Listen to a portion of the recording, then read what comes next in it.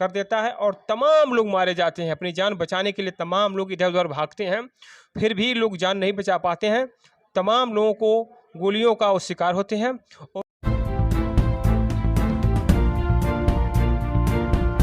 नमस्कार, हम हैं धर्मेंद्र कुमार और आप देख रहे हैं DK News 24 सच्चाई की ओर। इस समय मैं मौजूद हूँ शाहजहानाबाद तहसील में हेड एडवोकेट यशवंत भारती जी के चैम्बर में। आइए, आज 26 दिसंबर है, सरदार उधम सिंह का जयंती है। सरदार उधम सिंह के जयंती पर देशवासियों को क्या संदेश देना चाह रहे हैं, आइए हेड एडवोकेट यशवंत भारती जी से उनके विचारों के बारे में और उनके जन्मदिन पर क्या लोगों को संदेश देना चाह रहे हैं, जानकारियाँ लेंगे। चैनल देखने वाले साथियों को नमस्कार, जय भीम, नमो बुद्धाय। आज बहुत ही पावन दिन है, शुभ दिन है, 26 दिसंबर। आज ही के दिन सरदार उधम सिंह का जन्म हुआ था। सरदार उधम सिंह बहुत ही क्रांतिकारी थे और सरदार उधम सिंह का जो नाम है पूरे देश में विख्यात है। सरदार उधम सिंह अपने क्रांतिकारी साथियों के साथ भगत सिंह, चंद्रशेखर आज़ाद, राजगुरु, सुखदेव, ये जितने क्रांतिकारी थे, इन सारे क्रांतिकारियों के साथ सरदार उधम सिंह इस देश को आज़ाद कराना चाहते थे और देश आज़ाद भी हुआ। और क्रांतिकारियों का जो योगदान है इस देश में, क्रांतिकारियों ने जो अपना अमूल्य योगदान दिया, अपने प्राणों की बाजी लगाई इस देश के लिए, आज क्रांतिकारियों को याद करने का समय है, उनके विचारों को, उनके आदर्शों को याद करने का समय है। तो सरदार उधम सिंह एक बहुत बड़े क्रांतिकारी हुए, जिन्होंने लंदन में जाकर जलियांवाला बाग हत्याकांड के दोषी माइकल ओडावर को गोलियों से मारा। सरदार उधम सिंह कैसा भारत चाहते थे? उनके सपनों का भारत क्या है? देखिए, जितने भी क्रांतिकारी थे, चाहे सरदार उधम सिंह हो, भगत सिंह हो, चंद्रशेखर आज़ाद हो, नेताजी सुभाष चंद्र बोस हो, राजगुरु, सुखदेव, अशफाक उल्लाह खां, ये जितने भी क्रांतिकारी हुए, सभी क्रांतिकारियों का एक ही सपना था कि ये भारत पहले अंग्रेजों से आज़ाद हो और अंग्रेजों से आज़ाद होने के बाद जो इस देश में साम्राज्यवादी व्यवस्थाएं हैं, जिसको आप पूंजीवादी व्यवस्था भी कह सकते हैं, इस साम्राज्यवादी व्यवस्था नहीं, पूंजी व्यवस्था का नाश हो और समाजवादी व्यवस्था लागू हो। इसके लिए चंद्रशेखर आज़ाद के नेतृत्व में, भगत सिंह के नेतृत्व में एक संगठन बना था, HSRA। एक संगठन बनाया गया था जिसका मूल उद्देश्य था कि साम्राज्यवाद को खत्म करके और समाजवाद को स्थापित करना। तो पूरे भारत में सबसे पहले समाजवाद के नाम पर संगठन बनाने का श्रेय किसी को जाता है तो क्रांतिकारियों को जाता है, भगत सिंह को जाता है, चंद्रशेखर आज़ाद को जाता है, सरदार उधम सिंह को जाता है। क्योंकि ये लोग साम्राज्यवाद को यानी पूंजीवादी व्यवस्था को खत्म करके समाजवादी व्यवस्था को लाना चाहते थे। तो अभी देखा जाए, जो क्रांतिकारियों का सपना था या सरदार उधम सिंह का जो सपना था कि सरदार उधम सिंह कैसा भारत चाहते थे, भगत सिंह कैसा भारत चाहते थे, चंद्रशेखर आज़ाद कैसा भारत बनाना चाहते थे, नेताजी सुभाष चंद्र बोस कैसा भारत बनाना चाहते थे, अभी रियल में ऐसा भारत का निर्माण नहीं हुआ है। क्यों? क्योंकि क्रांतिकारी के जो सपने हैं, क्रांतिकारियों के जो आदर्श है, क्रांतिकारियों की जो बातें हैं, अभी अधूरी है। और भारत देश के हर युवा को, हर विद्यार्थी को, चाहे छात्र हो, चाहे नौजवान हो, चाहे युवा हो, कोई भी हो, क्रांतिकारियों की विचारधारा को उसको जानना चाहिए और समझना चाहिए कि क्रांतिकारी क्या चाहते थे। और क्रांतिकारी जो चाहते थे कि साम्राज्यवादी व्यवस्था को खत्म करके समाजवादी व्यवस्था लागू हो। आज भी देश आज़ाद हुए 70 सालों से ज़्यादा समय व्यतीत हो रहा है, लेकिन इस देश में जितने भी क्रांतिकारी हुए, उन क्रांतिकारियों को अभी वो मुकाम हासिल नहीं हुआ या वो सम्मान अभी देश में नहीं दिया जा रहा है जो सम्मान के वे हकदार थे। तो समाजवादी व्यवस्था लाने के लिए या क्रांतिकारियों के सपनों का भारत बनाने के लिए और इस देश के युवा को या इस देश की जनता को क्रांतिकारियों के विचारों को, क्रांतिकारियों की जीवनी को उनको पढ़ने की जरूरत है। खासकर भगत सिंह को, चंद्रशेखर आज़ाद ऊधम सिंह को और नेताजी सुभाष चंद्र बोस को। देश के आज़ादी में क्रांतिकारियों का क्या योगदान था? देखिए, देश के आज़ादी में क्रांतिकारियों का सबसे बड़ा योगदान है। वाकई में अगर देश आज़ाद हुआ है तो क्रांतिकारियों के बदौलत ही आज़ाद हुआ है। और क्रांतिकारियों ने जो मुहिम छेड़ा कि अंग्रेजों से इस देश को मुक्त कराना। देखिए, क्रांतिकारी दो चीज़ों की लड़ाई लड़ रहे थे।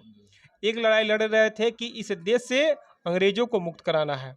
दूसरी लड़ाई लड़ रहे थे जो इस देश में साम्राज्यवादी व्यवस्था है, जिसको पूंजीवादी व्यवस्था कहते हैं। इस क्रांतिकारी सोच रहे थे जब ये मेरा देश आज़ाद होगा तो गरीब, शोषित, वंचित समाज के लोगों को वो हक और अधिकार मिलना चाहिए जो हक और अधिकार सदियों से नहीं मिला। तो क्रांतिकारी चाहते थे यह देश अंग्रेजों से मुक्त हो और साम्राज्यवादी जो व्यवस्था है, जो पूंजीवादी व्यवस्था है, उस पूंजीवादी व्यवस्था से भी मुक्त हो। तो अभी देखा जाए तो क्रांतिकारियों की जो सपने हैं, क्रांतिकारी जो चाहते थे वह पूरा नहीं हो पाया। तो अगर उनके सपने, उनके आदर्श या क्रांतिकारी जो चाहते थे उसको पूरा करना है तो निश्चित है क्रांतिकारियों ने जो समाजवादी व्यवस्था का जो सपना देखा था और पूंजीवादी जो दर्शन है या साम्राज्यवादी जो व्यवस्था, उस व्यवस्था को ख़त्म करने का जो सपना देखा था, अभी भी वो सपना साकार नहीं हो पाया। तो हम कह सकते हैं कि क्रांतिकारियों को जो सपने हैं या क्रांतिकारी जैसा भारत बनाना चाहते हैं वो भारत अभी तक बना नहीं है। समाजवादी व्यवस्था क्या है? आखिर वो समाजवादी व्यवस्था कैसे लागू हो सकता है? देखिए, समाजवादी व्यवस्था का मतलब होता है कि हर चीज़ में समानता, हर चीज़ों में समानता। अब देखिए, हर चीज़ में समानता नहीं है। शैक्षणिक समानता नहीं है, शैक्षणिक समानता नहीं है, आर्थिक समानता नहीं है, सामाजिक समानता नहीं है। यानी देखा जाए तो अभी भी इस देश में असमानता बरकरार है।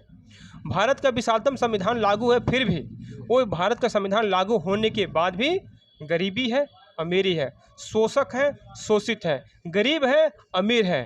तो असमानता जो क्रांतिकारी चाहते थे, जो आर्थिक असमानता है, जो सामाजिक असमानता यानी जो गैर बराबरी है, ये गैर बराबरी खत्म होनी चाहिए। समाजवाद का मतलब वही होता है कि समाज में हर तबके के लोग बराबर हों, चाहे आर्थिक रूप से हो, चाहे सामाजिक रूप से हो, चाहे राजनीतिक रूप से हो। लेकिन आप इस पूरे भारत में आप देख सकते हैं कि अभी भी ऊंच नीच, छुआछूत, भेदभाव, अमीरी गरीबी, शोषक शोषित, यानी हर जगह अभी असमानता ही बरकरार है। सरदार ऊधम सिंह के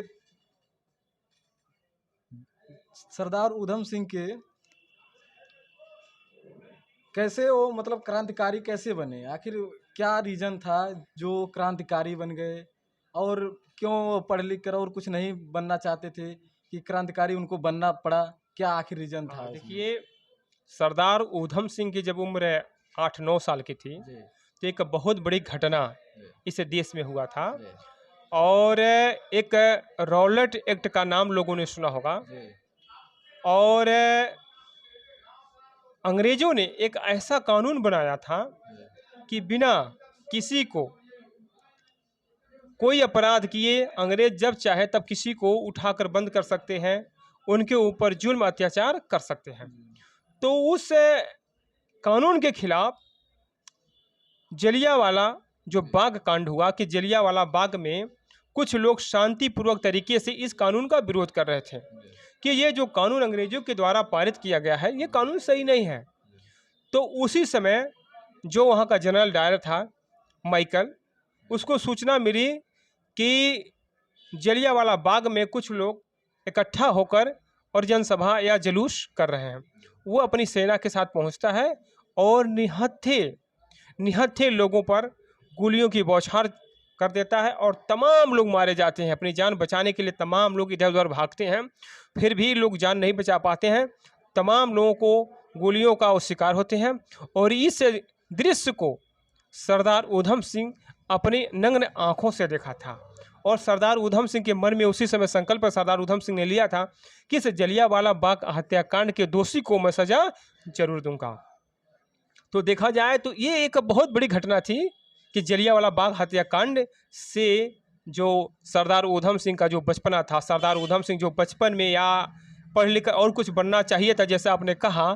तो सरदार देखिए वो उस समय परिस्थितियां ऐसे पैदा हो गई कि जलियांवाला बाग हत्याकांड को लेकर ऊधम सिंह के मन में क्रांति की ज्योत चली और उन्होंने संकल्प लिया कि इस हत्याकांड के दोषी को मैं सजा जरूर दूंगा। और सरदार ऊधम सिंह इस क्रांतिकारी विचारधारा या क्रांतिकारियों के लाइन में आकर खड़े हो गए और तमाम अपने साथियों से मिलते जुलते अंत में वे लंदन पहुंचकर और जलियांवाला बाग हत्याकांड के दोषी माइकल ओडायर को लंदन में गोली उन्होंने मारा। तो ये बहुत बड़े साहस का काम है कि कोई एक क्रांतिकारी इस हिंदुस्तान का, इस भारत का एक क्रांतिकारी, और उनके जन्मभूमि में जाकर उन्होंने गोली मारा और जलियांवाला बाग हत्याकांड का बदला लिया। तो सरदार ऊधम सिंह का जो योगदान है, सरदार ऊधम सिंह का जो क्रांतिकारी दर्शन है, वह जनता के लोगों को या इस समाज के लोगों को या भारत देश की जनता को जानने और समझने की जरूरत है। क्रांतिकारी ऊधम सिंह को फांसी कहाँ दी गई थी और क्यों दी गई थी? हाँ देखिए, 31 जुलाई 1940 को 31 जुलाई 1940 को सरदार ऊधम सिंह को लंदन में फांसी दी गई। क्यों? क्योंकि सरदार ऊधम सिंह ने जो माइकल और जनरल डायर को गोली मारा था तो लंदन में मारा। तो माइकल और डायर को गोली मारने के बाद सरदार ऊधम सिंह अगर चाहे होते तो वहाँ से भाग गए होते, लेकिन सरदार ऊधम सिंह भगत सिंह को अपना आदर्श मानते थे, चंद्रशेखर आजाद को आदर्श मानते थे। तो भगत सिंह ने जब असेंबली में बम फेंका था तो भगत सिंह ने भी भागने का काम नहीं किया था। इंकलाब जिंदाबाद, साम्राज्यवाद मुर्दाबाद के नारे लगाते समय भगत सिंह ने अपनी गिरफ्तारी दी। उसी आधार पर भगत सिंह के ही तर्ज पर सरदार ऊधम सिंह ने जब गोली मारी माइकल ओडायर को लंदन में, तो सरदार ऊधम सिंह भागे नहीं, उन्होंने साम्राज्यवाद मुर्दाबाद और इंकलाब जिंदाबाद के नारे कहाँ लगाए? लंदन में लगाए। और उन्होंने यह साबित किया कि एक क्रांतिकारी, एक हिंदुस्तान का, एक भारत का क्रांतिकारी जो चाहता है वो करके दिखा देगा। तो सरदार ऊधम सिंह का जो साहस था वो बहुत अदम्य साहस था। सरदार ऊधम सिंह के अंदर जो एनर्जी थी, सरदार ऊधम सिंह को तमाम लोगों ने समझाने का प्रयास किया था कि आप एक क्रांतिकारी लाइन छोड़ दीजिए या ऐसे करिए वैसे करिए, लेकिन सरदार ऊधम सिंह के जेहन में, दिमाग में वो जलियांवाला बाग हत्याकांड का जो दृश्य था वो कभी भूल नहीं रहा था। तो सरदार ऊधम सिंह लंदन में जाकर माइकल ओडायर को गोली मारते हैं और लंदन में उनकी फांसी होती है। तो ऐसे क्रांतिकारी को मेरा कोट कोट सलाम। और मैं चाहूँगा कि सरदार ऊधम सिंह की चाहे विचारधारा हो, चाहे भगत सिंह की विचारधारा हो, चंद्रशेखर आजाद की विचारधारा हो, यानी जितने भी इस देश में क्रांतिकारी हुए सारे क्रांतिकारियों की विचारधारा